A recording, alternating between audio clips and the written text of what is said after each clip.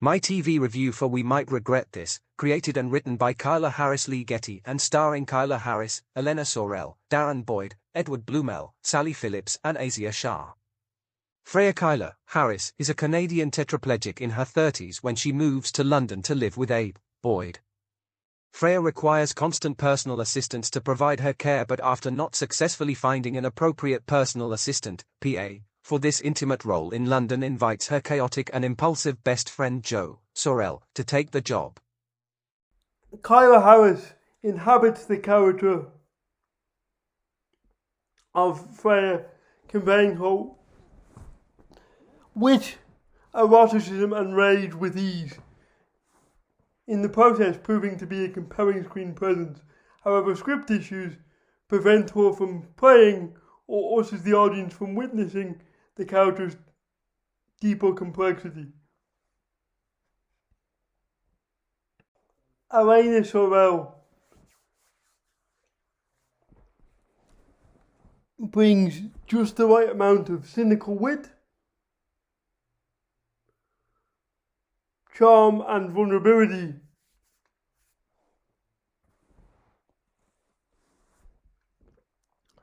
to the role of Joe, in the process imbuing this archetypal manic hipster chick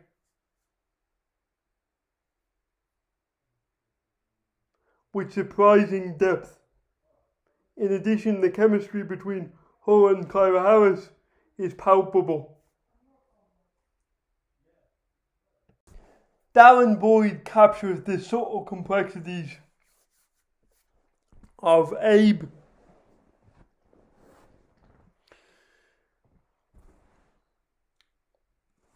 in the process painting a portrait of a middle-aged man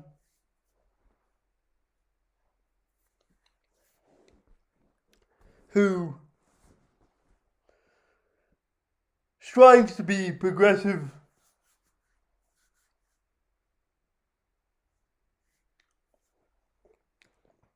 and understanding, but ultimately proves himself to be emotionally immature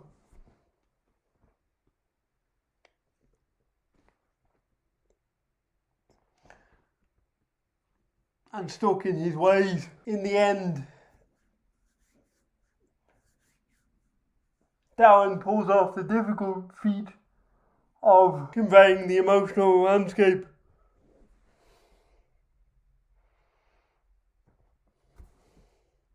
of a character that, in my view, is thoroughly unlikable, yet utterly compelling. Edward Bluemel brings the charming wit, passion and vulnerability of Eli to the screen with ease, and the interactions between him and Elena Saurel are a joy to watch. Phillips captures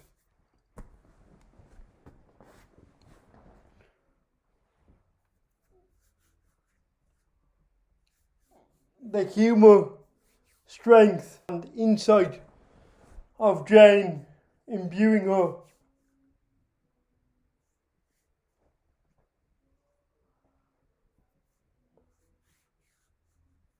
with her usual gravitas. Aasiya Shah gives a brilliantly comedic performance as Ty, conveying the character's grating optimism and naive ableism, which echoes many of the well-meaning but often tiring and awkward interactions that disabled people experience with some carers and the wider able-bodied public at large.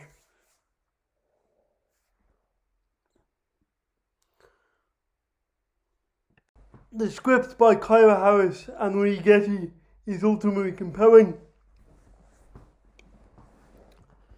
with occasionally crackling dialogue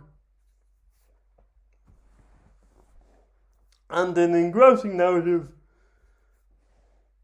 that tackles themes such as disability, the nature of friendship,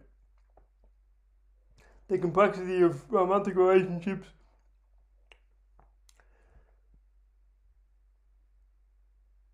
the nature of grief and mental health. These themes are grounded by complex characters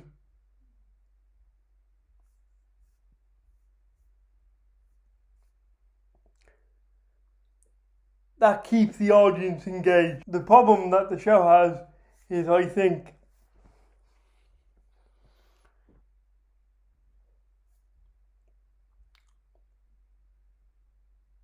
it sacrifices the depth of some characters in order to explore the complexity of others. For instance,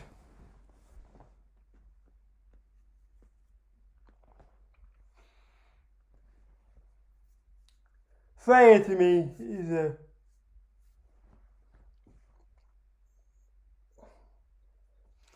very witty,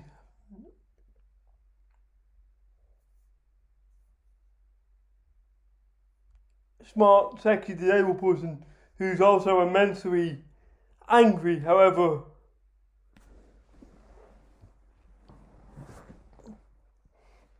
the reasons for this anger are never fully explored. I'm all for a character being grumpy or a bit of an anti-hero, but then do the Tony Soprano or Walter White thing and let me get inside their head to figure out why they're like that.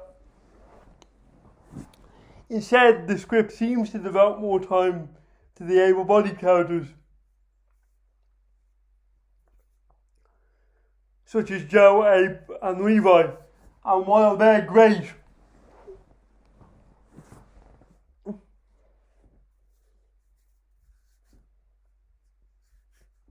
and well developed, I feel like Freya gets short shrift,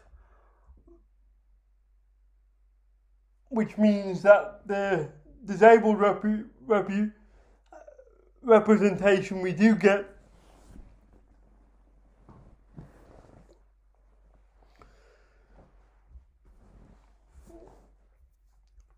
comes off a bit thin,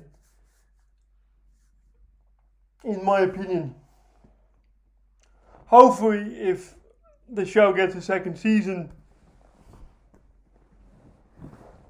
they can remedy this and peel back the layers of Freya's character and why she feels this way as brilliantly as they have done with Abe, Joe and Levi.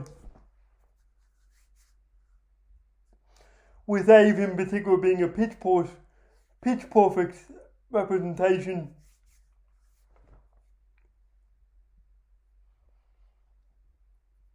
of a modern, immature, middle-aged man trying to be hip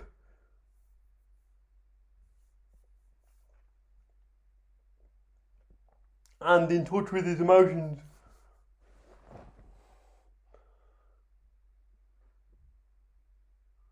while failing to address his underlying assumptions or emotional baggage.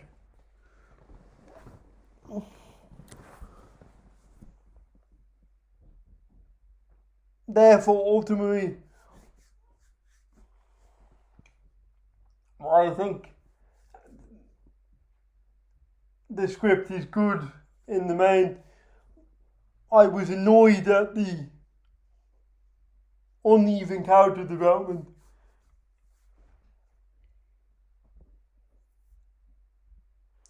And that Freya, despite her seeming importance, felt a bit one note.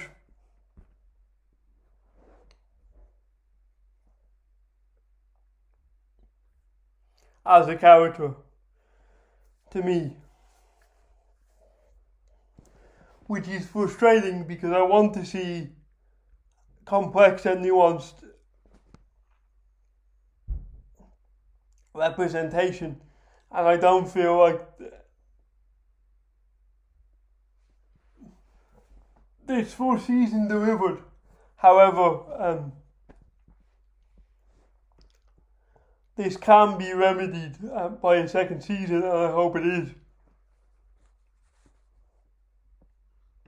The direction by Nick Collette is crisp, clean, serviceable but unremarkable.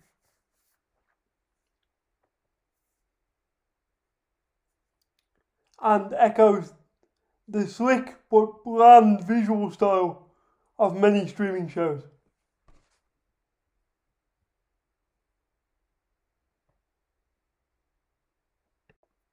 So in conclusion, this is a good show with compelling complex characters, an engrossing narrative that tackles important themes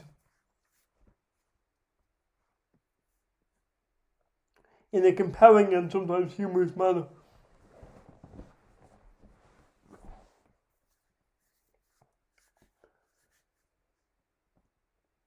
However, some of its characters can feel underdeveloped, and as a disabled viewer,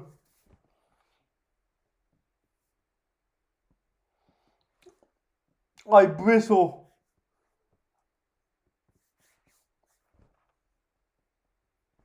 at the plaudits it gets in terms of representation,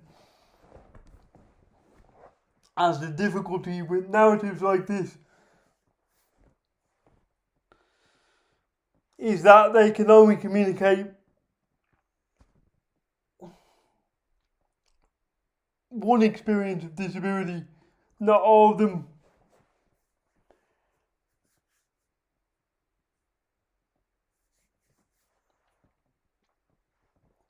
However, I think this praise comes from critics unfamiliar with the disability experience, lauding the BBC for commissioning something they consider bold and aggressive when all the creators were trying to do was to tell an engrossing narrative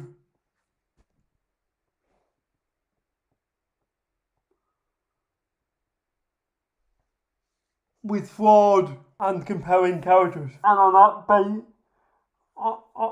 on that basis the show succeeds, and is definitely worth checking out if you haven't already.